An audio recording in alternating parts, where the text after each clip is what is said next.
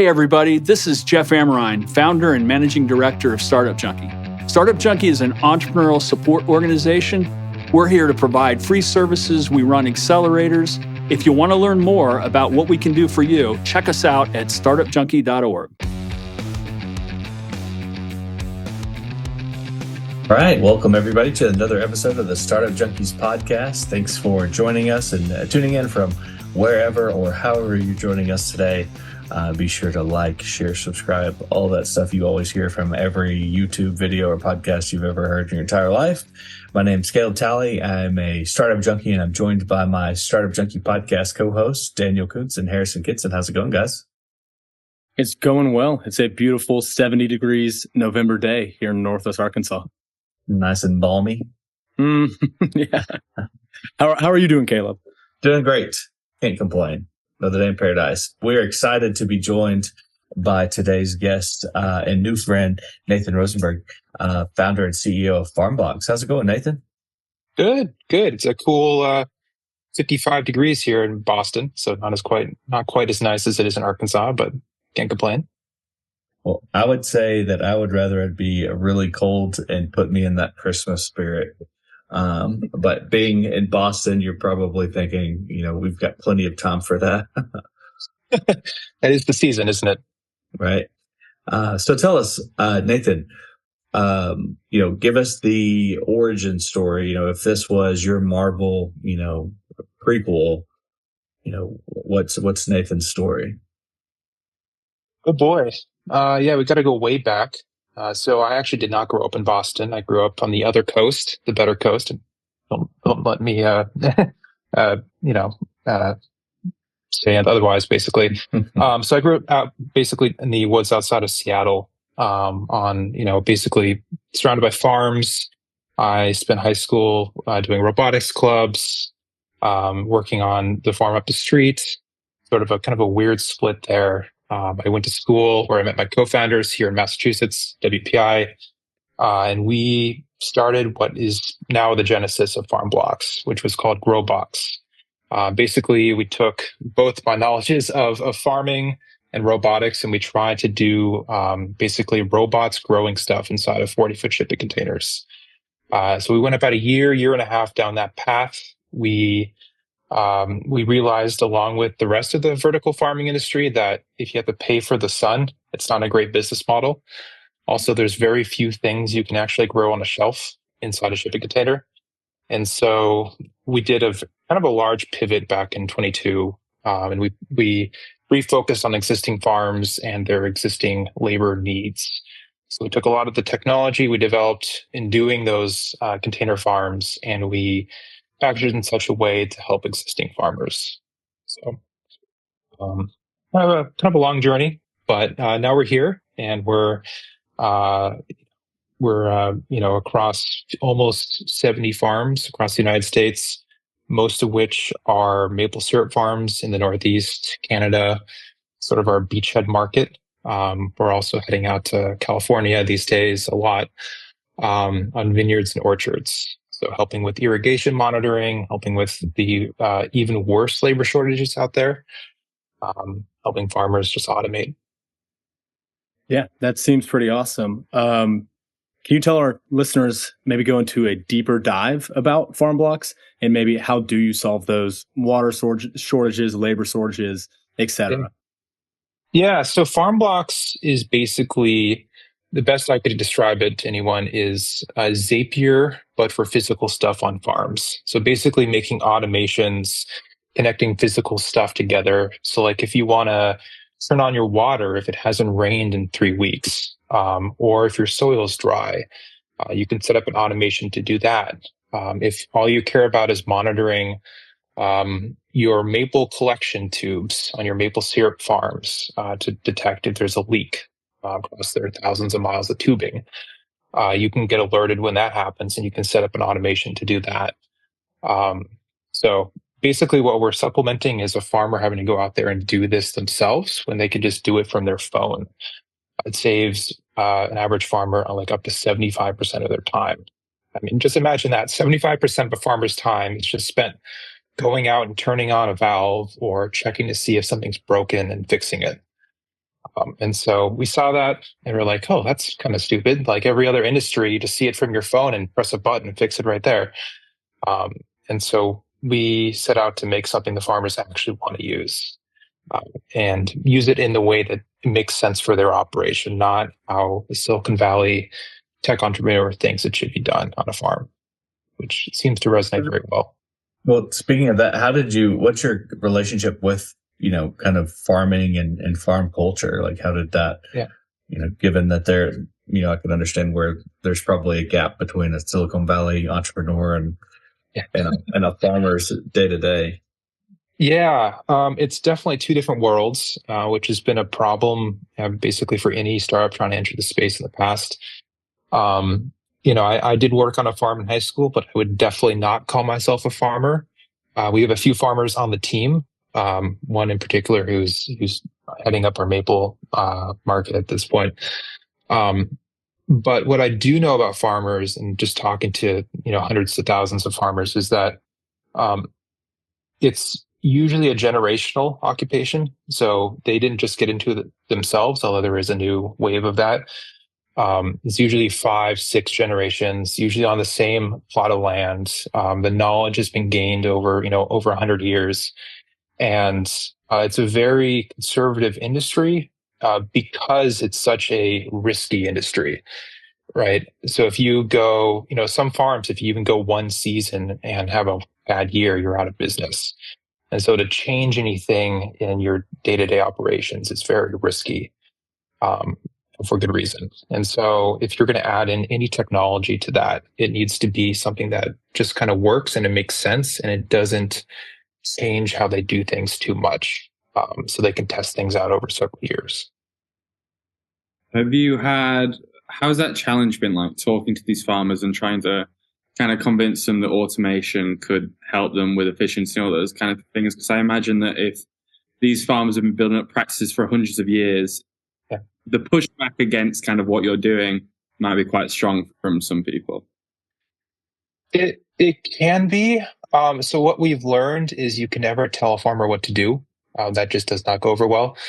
But if you tell them, hey, you could just look on your phone instead of having to go look at it like an analog pressure gauge, for example, out in your field.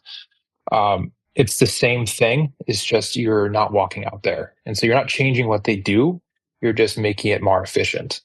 We're, in the age of AI, one trend is to basically tell farmers how to do their job, which is like use this fertilizer, change this about what you do, and you will mysteriously get 40% more yields. No farmer believes that, for good reason. So we do different things with AI. We basically make their job easier. So if you're looking for leaks on a tube, which is a very common thing all farmers do, we can pinpoint that exactly where it is, right? That's not telling you how to do your job. That's just augmenting and superpowers, basically. So how do you detect, let's say, a leak in a tube? Is that through sensors or like how does that work? Yeah. So if you have enough data, for example, if you have a vast network of tubes to water your fields, like on an orchard, for example, the problem with detecting a leak there is that the way irrigation works is it's one big leak. You leak out water onto your field. That's how it works.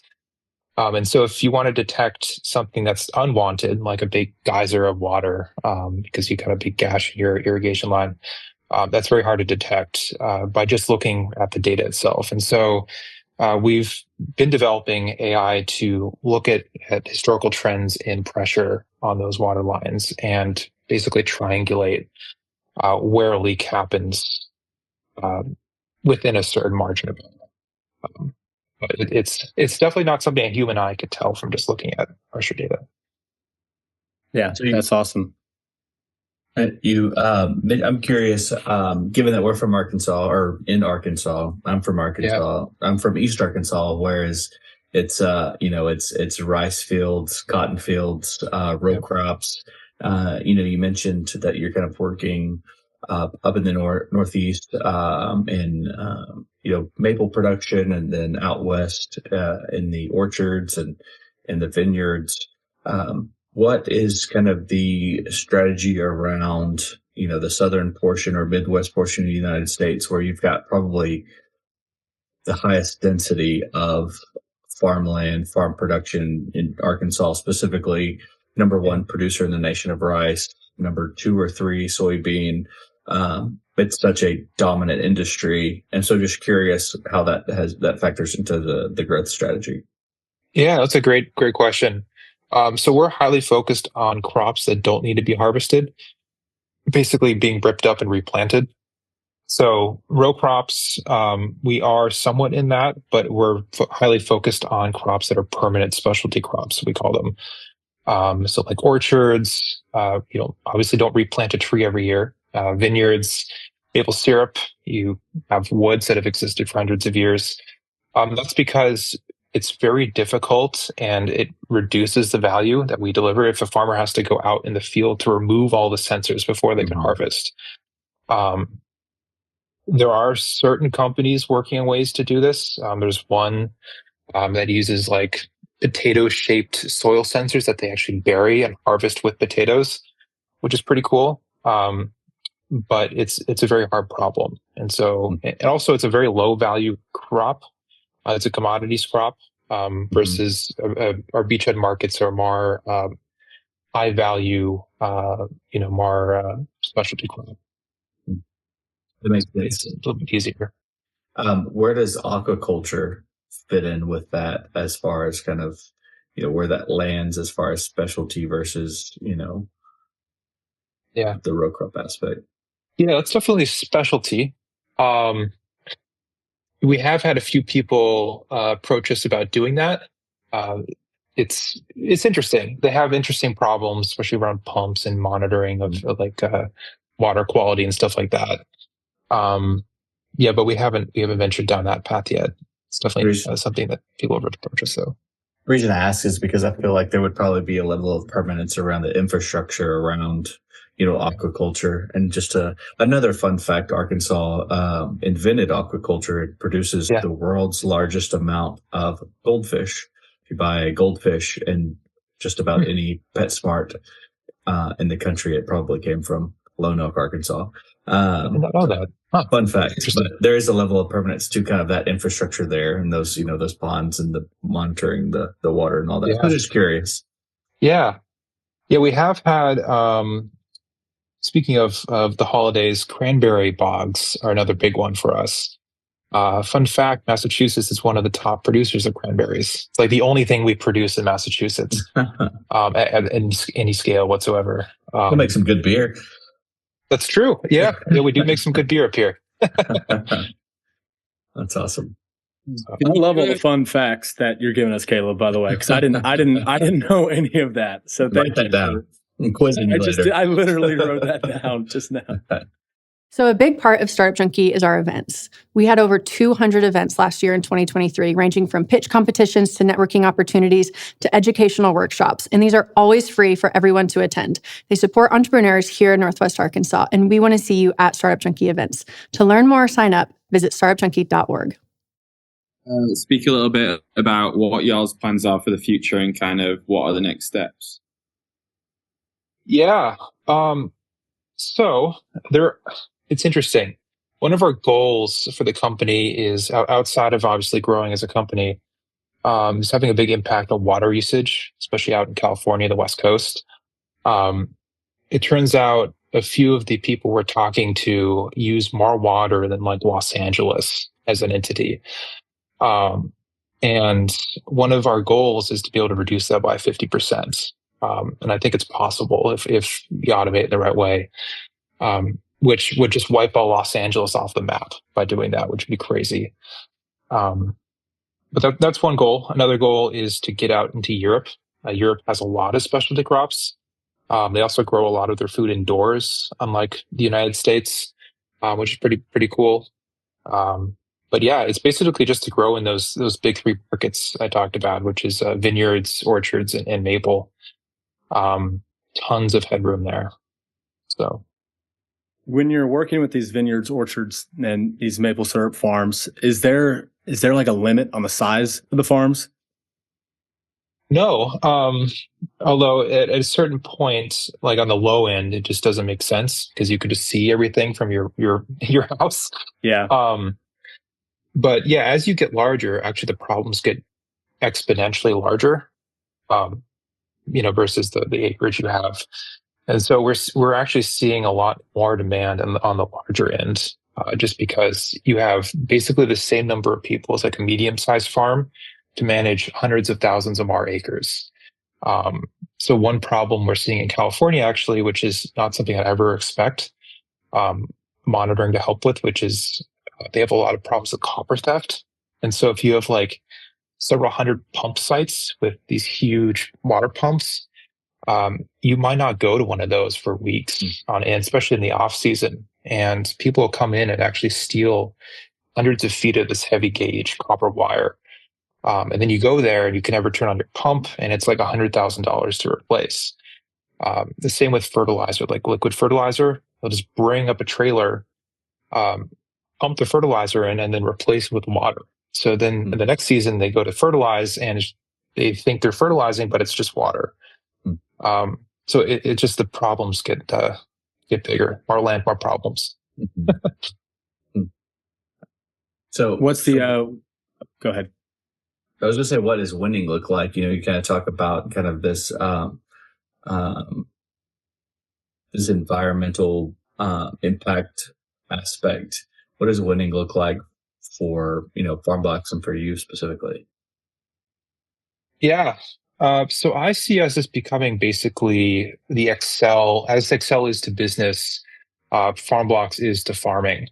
You just can't live without it. It just doesn't make any sense.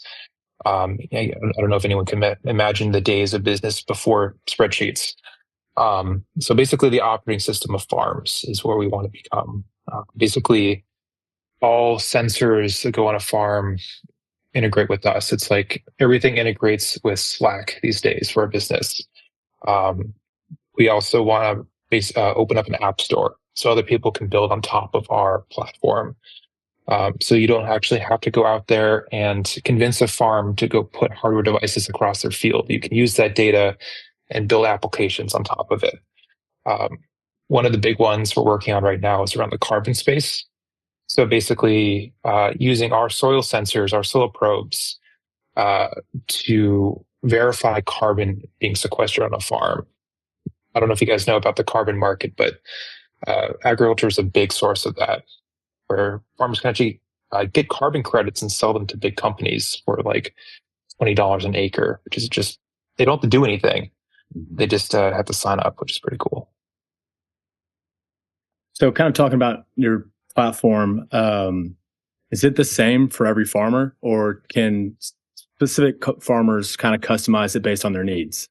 Yeah, exactly. Yeah, no, it's think of it as like building blocks of automation. So you can pick and choose, mix and match, like you said, whatever you need. So if you need a weather station, but maybe not a pressure sensor or something, you could just do that.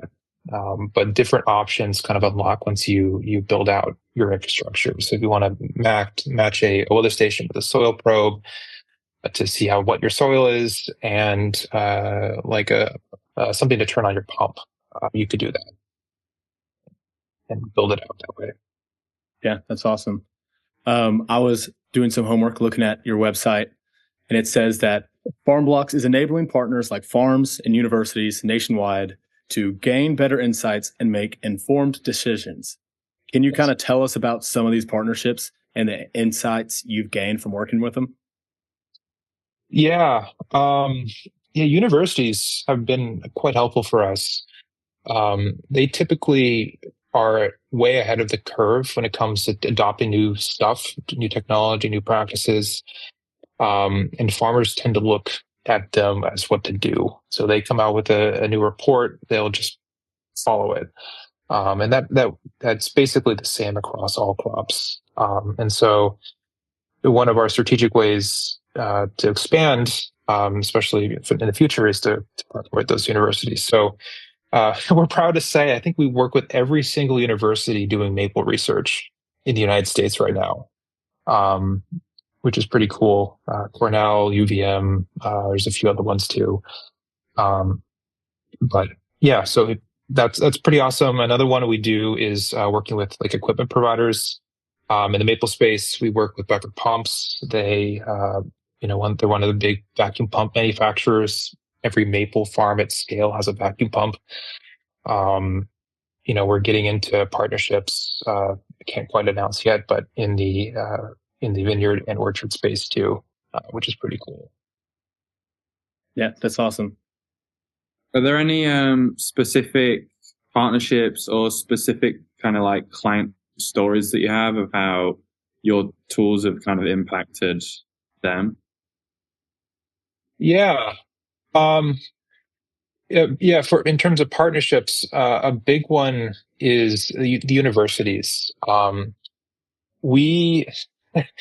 It's interesting. So we update, each one of our sensors updates like every 2.5 minutes. So that's, in terms of farm time and things growing, that's like super, super high resolution data. And universities have never had access to that resolution of data before, let alone farmers. And, there's been a number of findings by looking at that granular data across a whole season that you would never have found otherwise. Usually grad students will take one reading a day, let alone 2.5 minutes. So that's pretty cool. Certain farmers have been able to find things wrong with their equipment because of the granularity of data. So like, one of our larger maple farms actually decided and found out that one of their vacuum pumps was failing because they saw every 3 minutes it's spiking like this, it's up and down, and that's not something they wanted, but they would never have found that by any other means. Yeah, lots of different things when you have data. Yeah, that's awesome. What do you predict is the next big leap in farm tech? So I tell you what it's probably not going to be, and this might be a controversial opinion. I don't think it's going to be robots. A lot of people are betting on robots to basically be the next big thing. I was like, why not? It's a robot, and people are doing hard work in the fields. The problem is I was talking about earlier, is farmers don't trust stuff that does active things that could mess up their crop. I think robots might have their place in certain areas, but definitely not as the size of a tractor, unless you're physically in the tractor and it's like an autopilot. But yeah, I think there's going to be more automation. I think it's probably going to take a lot longer than other industries to really get to the same point as like the manufacturing industry. But yeah, I think things are going to be a lot more efficient, especially in water usage. I think that's going to be one. Water and carbon. That's really big too. Awesome. Well, I'll ask the landing the plane question here. We're talking about all these technologies, robots, not in the future of farming. A technology we haven't talked about is the time machine. Nathan, if you had a time machine, go back in time, give young Nathan a piece of advice, what would it be? Raise in 2021. That was, we could have raised in 2021. We're like, oh, no, we'll just hold off. We'll get a few more farms, a few more customers. Yeah, I think we would have been a lot further along if we had done that.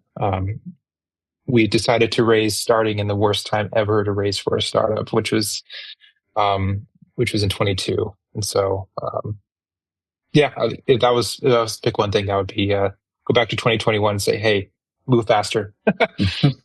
What was the hesitation there in 2021? We're okay. So we had this weird grandeur idea of bootstrapping the business, which looking back, that's kind of ridiculous, especially for what we're doing. So that was basically the hesitation. We wanted to see how far we can get by just bootstrapping the business. So, yeah, just delayed the treadmill a little bit. Yeah. Well, that's okay. We're right where we need to be right now. That's good. So our actual final question, Nathan, is for those who are listening, watching, and are interested in learning more, interested in connecting with you, wanting to even know more about the raise. Where might they reach you? Yeah, go to our website. It's farmblox.ag, or you can reach out to me on LinkedIn. I'm just Nathan Rosenberg on LinkedIn. I'm the one with the farm background. It's appropriate. Awesome. Well, Nathan, it's a pleasure to chat with you, and we wish you the best on the raise, and don't be a stranger. Yeah, likewise. Yeah. Thank you, Nathan. If you would like to get your business in front of the Startup Junkies audience, sponsor the show. If you'd like to learn more about sponsoring the Startup Junkies podcast, email us at team@startupjunkie.org.